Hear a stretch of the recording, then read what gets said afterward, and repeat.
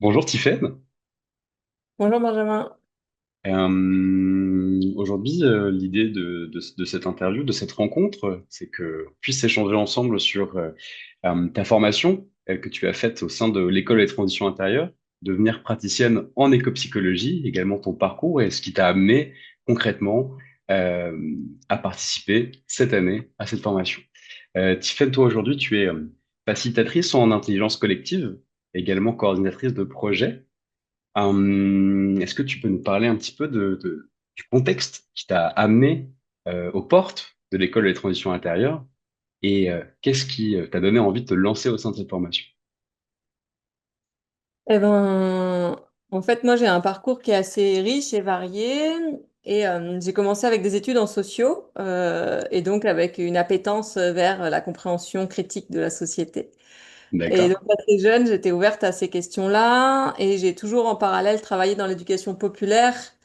À 16 ans, j'ai fait un BAFA environnement. J'ai grandi aussi Ok. dans un milieu proche de la nature, donc j'étais toujours assez proche et en lien.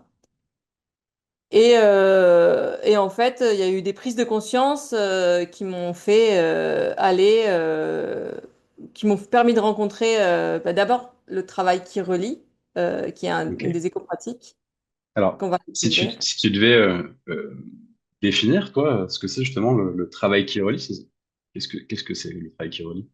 Eh ben, c'est une des éco-pratiques, c'est quelque chose qui a été pensé par notamment une personne qui s'appelle Joanna Macy, mais pas qu'elle. Et en fait, elle a fait l'état de se rendre compte que les personnes qui étaient engagées dans des milieux militants avaient de l'épuisement. Et en fait, elle a fait le lien entre se dire, en fait, on prend pas soin de soi, on prend peu soin de soi quand on est engagé vers l'extérieur, et donc de faire le lien vers l'intérieur et l'extérieur. Et donc, c'est tout un cheminement qui permet de voir qu'est-ce qui se joue à l'intérieur des humains quand on se mobilise à l'extérieur et nos connexions entre ben, humains et les non-humains et les liens forts qui existent. Euh, et donc de redonner un peu du sens à nos pratiques. Voilà. D'accord. Ça peut être prescrit, par exemple, pour une personne qui est en burn-out militant. Oui, c'est Tout principalement à fait prescrit pour indiqué. ça. Et en même temps, même pour les personnes qui ne le sont pas, enfin, je pense qu'on est dans une société qui a une crise de sens, donc c'est hyper intéressant d'en faire, d'en refaire et de l'utiliser même. Voilà. La méthode, elle est hyper puissante. Notamment aussi peut-être sur des problématiques comme l'éco-anxiété. C'est quelque chose Oui. que tu conseillerais. Mhm. Super. Moi, ça m'a vraiment aidé à un moment où je me reposais des questions au niveau professionnel. J'étais en transition et c'est ce qui m'a amené à l'école de la transition intérieure d'ailleurs. Ok.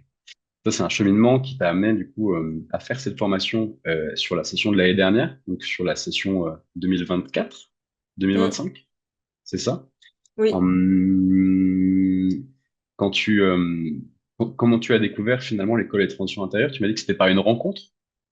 oui, bah, j'étais justement à une session de travail qui relie là pendant 4 jours en immersion.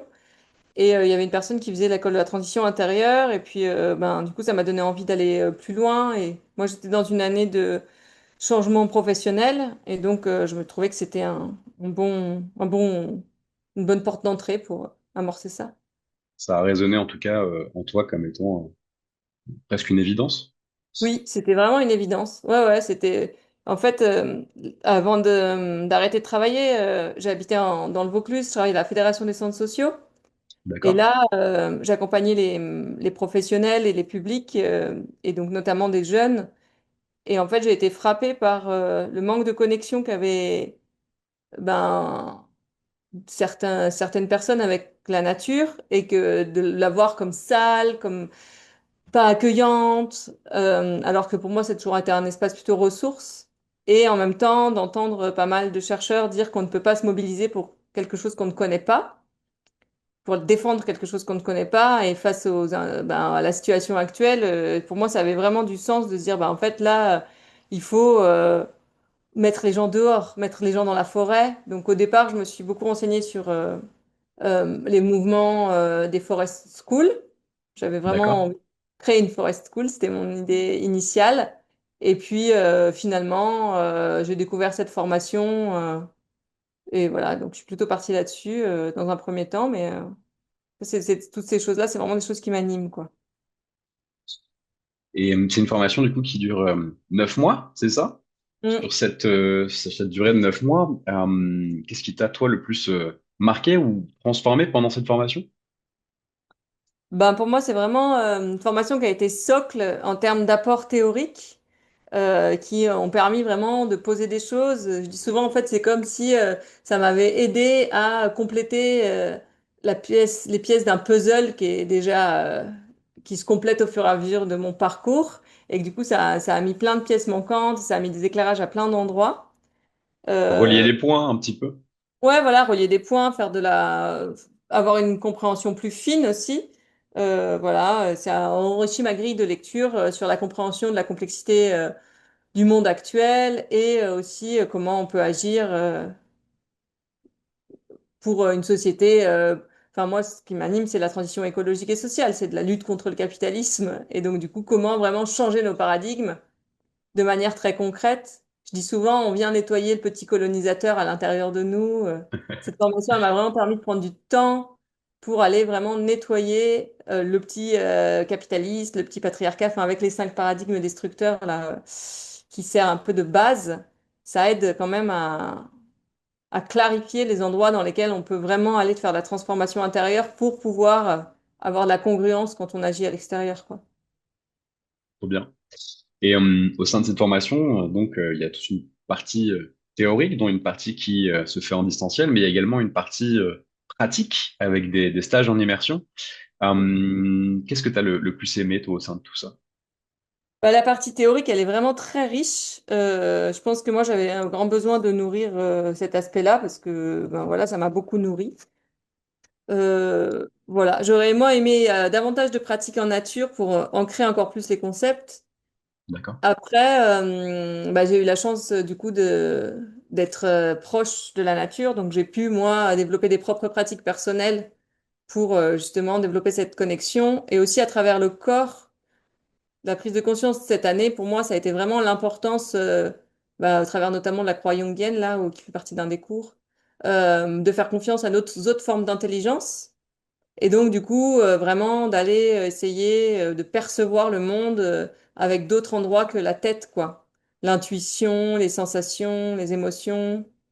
Et Sortir du coup, de, ouais. sortir du mental et être plus dans le ressenti. C'est ça, mais de manière encore parce que je faisais déjà du yoga, de la méditation depuis plusieurs années. Mais du coup, là, c'était vraiment en lien avec la nature, en lien avec les perceptions. Enfin, voilà, c'est une quête un peu initiatique que peuvent qu'ont encore les peuples premiers et que j'avais un peu découvert à travers mes voyages, moi. Et donc, du coup, voilà, de pouvoir aussi théoriser. Tiens, mais en fait, qu'est-ce qui se passe là?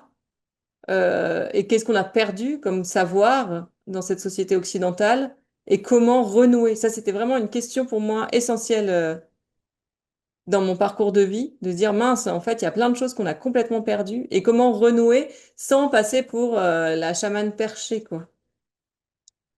Yes. Et c'est quelqu'un qui te dirait justement, oui, cette formation, c'est pour les gens perchés. Qu'est-ce que tu lui répondrais? Ah bah là, pour le coup, avec Manu en référente, on a tellement de fondements théoriques qui sont hyper riches et comme je disais tout à l'heure, socle, que j'ai des tonnes d'arguments, d'ouvrages en philosophie, en sociologie, en psychologie qui permettent de justifier le propos et du coup, c'est quand même assez riche, quoi. Ça ancre aussi dans un réseau de penseurs, en fait, et de pensées. Et ça met de la lumière sur ces pensées qui ont toujours existé, mais qui n'ont pas été validées par la norme. Et donc, du coup, Et ça permet aussi et de prendre confiance. Enfin, moi, je sais que du coup, maintenant, en plus, il y a aussi les nouveaux penseurs, quoi. Voilà, moi, j'ai été très animée par, bah là, tout le travail de Damasio, de Pinocchio sur vraiment la manière de repercevoir le monde. La nature n'existe pas. Et voilà, de se dire qu'en fait, ben, même en Occident, on est arrivé au bout d'un système, et on le voit. Et donc là, ça donne des arguments pour dire, bah, regarde, on est au bout de ce système et maintenant, voilà comment on peut rattraper le coche, mais il faut bouger à l'intérieur, en fait. Hmm. Donc Voilà. plus qu'une formation, tu vas apprendre et des compétences. Pour toi, il y a vraiment tout un cheminement sur ces 9 fois de formation où ça permet de transformer tes systèmes de croyances, transformer tes paradigmes intérieurs et te permettre d'être encore plus cohérente, congruente, finalement, alignée totalement avec cette notion de, de, de se reconnecter à l'essentiel quelque part.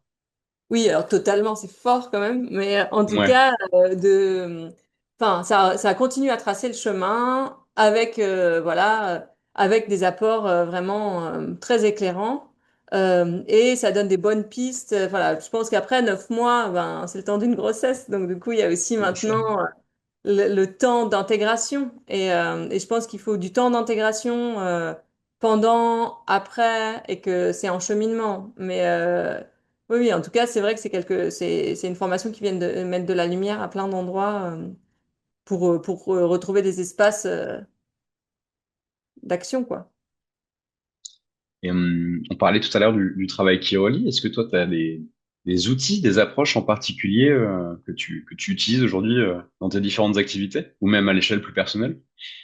Ben, moi, en fait, c'est vrai que maintenant, je me suis rendu compte que quand je propose encore de la facilitation en intelligence collective, la question de la spirale, notamment par rapport aux 4 étapes, je l'intègre souvent dans mes processus pédagogiques pour justement cette question, voilà, la question, par exemple, souvent je commence mes brises-glaces par de la gratitude envers la nature et ça crée quelque chose de très très profond tout de suite. Voilà. Et la phase honorée open, enfin voilà, vraiment, j'essaye de, même si c'est pas des sujets, c'est pas du travail qui relie propre, vu que je fais de la facilitation en intelligence collective, c'est-à-dire que je mets les personnes en lien et en mettant en lumière l'écosystème et les individualités, et ben maintenant je continue à faire ça en intégrant aussi le non-humain. Et c'est vrai que ben bon, il y a comment dire, l'outil travail qui relie qui est important, mais pas que. Il y a eu plein d'autres éco-pratiques qui nous ont été partagées, qui viennent nourrir ce travail. En tout cas, en termes de qualité d'être aussi, avec tous les apports sur la méditation et tout ça. En fait, enfin, moi, je pense que si on a une posture très alignée, ensuite, ben, c'est plus facile de mettre en mouvement. Hmm. Et tu sens que ces apports dans cette pratique et dans tes différentes activités, elles arrivent à impacter un public hétérogène, différent? Ouais, enfin moi alors après là-dessus j'ai toujours eu assez de confiance parce que même quand je faisais de l'intelligence collective ou de l'éducation populaire, euh, j'ai vite remarqué, ce qui est pas vraiment facile, hein, je suis pas en train de dire que j'y arrive avec facilité, mais que en fait plus j'ai confiance dans le processus et je suis confiante dans mes animations, plus je peux aller rencontrer des personnes qui sont vraiment en dehors de ce champ-là. Voilà. Et donc moi, mes stratégies, c'est ça, c'est vraiment d'avoir hyper confiance dans le processus parce que je sais que ça a été transformateur pour moi et pour d'autres. Et aussi de me dire, de toute façon, on peut pas plaire à tout le monde et je plante des graines. Et moi, ça m'est déjà souvent arrivé d'intervenir plusieurs fois. La première fois, des personnes avec qui c'est très, très difficile. La deuxième fois, ça s'est assoupli. Et les dernières fois, ils m'ont dit, ah, mais on fait pas le bol cette fois et la petite pratique méditative. Alors que les premières fois, ils étaient là, non, et ça va. Donc voilà, ce truc de faire confiance dans le processus et que si moi, je suis vraiment alignée, que j'ai pas de doute, ça passe. À partir du moment où le doute s'installe, c'est plus difficile. Mais oui, oui, j'ai fait ça avec des directeurs d'entreprise. J'ai fait ça vraiment avec des personnes, voilà, avec des gens qui travaillent à l'université. Mais voilà, l'idée, c'est de se dire, bon, voilà, moi, je suis pas experte des sujets, mais je suis experte de la pratique et de se transformer et de ce qui se passe à l'intérieur. Finalement, c'est aussi la confrontation de ces deux mondes-là qui permet aussi d'emmener de plus en plus de monde. Par exemple, aujourd'hui, il y a plus de 6000 études scientifiques qui ont appuyé le fait que les bienfaits en fait du contact avec la nature et pas que du contact juste mental avec la nature avaient de très très nombreux bienfaits. Et finalement, ces universitaires, ces directeurs d'entreprise finissent petit à petit par s'en rendre compte, par exemple avec la mise en place euh, de design biophilique au sein des grandes entreprises, par exemple de la Silicon Valley, avec carrément l'implantation de forêts en interne chez Facebook ou chez Google, par exemple. Ben Enfin voilà. oui. Et alors toi qui de base étais très connecté avec la nature, tu as grandi près de la nature, tu as évolué finalement et là tu es de retour finalement en fait euh, au sein d'un environnement naturel. Est-ce que malgré tout tu sens que ça a changé des choses pour toi-même et qu'est-ce que ça aurait changé finalement sur ton regard et sur ton lien avec cette nature? Bah moi, en fait, je pense qu'il y a un endroit où ça m'autorise à retrouver l'émerveillement, à retrouver la joie d'être en lien l'animisme. Parce que c'est vrai que quand on est enfant, on est souvent animiste, quoi. On est là, on invente des croyances, des sensations en lien avec l'eau, la terre, le feu. Enfin, moi, j'étais très là-dedans, enfant. Et puis, bah, en grandissant, on nous casse un peu tout ça. Et donc, du coup, là, c'est un peu la légitimité de retourner dans ces espaces de joie en lien avec le vivant, le non-humain, l'émerveillement. Après, moi, j'ai un petit garçon ça m'aide beaucoup à ça aussi, parce que du coup, lui, pour le coup, il est encore vraiment là-dedans. Et de vraiment, ouah, ouais, ce que je disais tout à l'heure, quoi, enlever les couches d'ultra connectivité mentale, numérique, de faire, l'importance d'un rythme hyper rapide, d'être compétent, ultra performant, tous ces trucs-là, là, de réussir à m'en détacher. Et euh, revenir peut-être sur un monde et une perception plus robuste quelque ouais, part. voilà, bah, oui, évidemment. Mais ça, je l'ai pas découvert à la formation, mais voilà. En tout cas, ça fait partie de mes découvertes de cette année, évidemment. Oui, oui. Et en fait, cette formation, ce qui est intéressant, c'est enfin, que du coup, elle, elle te met sur une voie et après, enfin moi en tout cas c'est comme ça que je fonctionne. Après on est tous différents, mais et elle m'a permis de découvrir plein d'autres choses et du coup d'aller transformer aussi à des endroits qui étaient vraiment inattendus quoi. Trop bien. On arrive à la fin de cette interview. Si tu avais un mot, une image, une expérience justement que tu associerais à cette formation, Euh, Ben après moi oui c'est enfin en tout cas c'est ce serait la grande toile du vivant quoi. Une image ce serait vraiment l'idée de tous ces liens invisibles qu'on revisibilise. Voilà, c'est ça. C'est un peu une image d'une grande toile dans laquelle l'humain est intégré et que du coup, avec une petite lampe, on met de la lumière un peu partout et on reprend la joie à tisser ces liens avec les différentes formes d'intelligence. trop bien. Et si tu devais dire une chose à une personne qui hésite à se lancer dans cette formation pour son activité, pour sa transformation personnelle, qu'est-ce que tu dirais à cette personne? Bah, je lui dirais d'y aller et que de toute façon, enfin, c'est une formation très enrichissante, quoi.